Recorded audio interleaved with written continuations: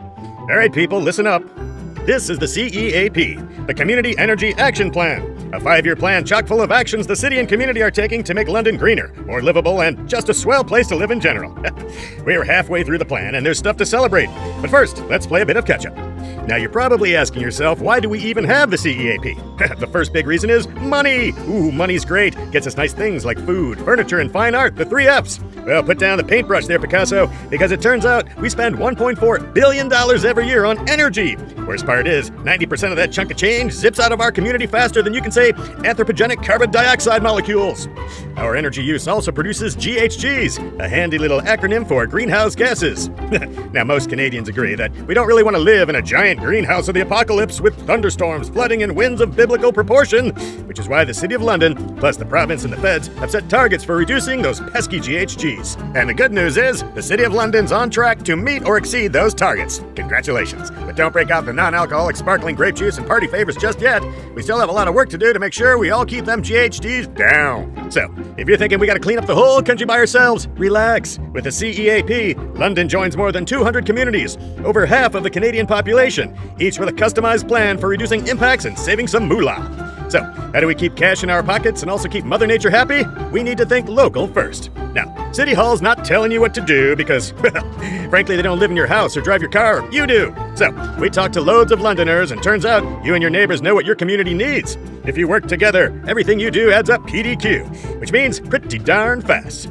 Now you might say, well, hey man, let's just make energy cheaper. Sorry pal, can't do that. But if you make some different choices in the way you live and get around ski, you can reduce your own energy costs by a whole lot. More on that in a bit. Back to the CEAP. This is the part where we celebrate. Across the board, emissions are down since 1990, especially in our houses, where we are down 45%. That's so close to half it hurts just a little bit, and I'm not saying where.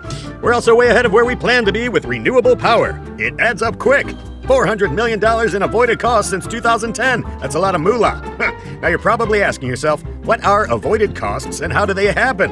Well, avoided costs add up fast when we invest in energy efficiency improvements. In fact, anything we do that uses less energy means we spend less money than if we had sat back and done diddly squat, done nothing, rested on our laurels, things of that nature. But put those party hats away for a minute, because we've still got some work to do. Turns out, vehicles use up the most energy by far, and our use of gasoline keeps going up. Why, you ask? Oh, so glad you did.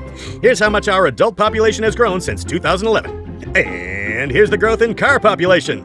Who the heck is driving these cars? And while we're doing pretty well in our houses, burning gasoline in cars when we're not at home now accounts for over half of the average household's emissions. Plus, all these cars generate 35% of all of London's emissions. That's over 2 times more than all of London's industry, including planes and trains and all the big stuff.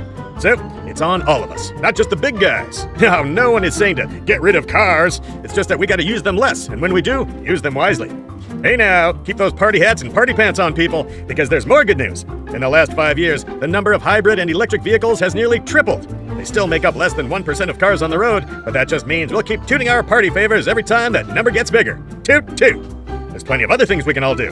When you're getting around, try riding the bus, grabbing a ride from a friend, biking or walking, or even skipping. Plus, try swapping out that classic incandescent lamp for LEDs. And next time you're buying an appliance, look for this handy logo. Try drying your clothes on a line. According to the young people, vintage is totally hip. Plus, now you can get a fancy app to show your friends and neighbors how much you've saved. Or you can share your stories and track your energy use at citygreenstories.ca. Together, we can make London, Ontario an even better place to live. And if you ask me, that's PDG. Pretty darn awesome.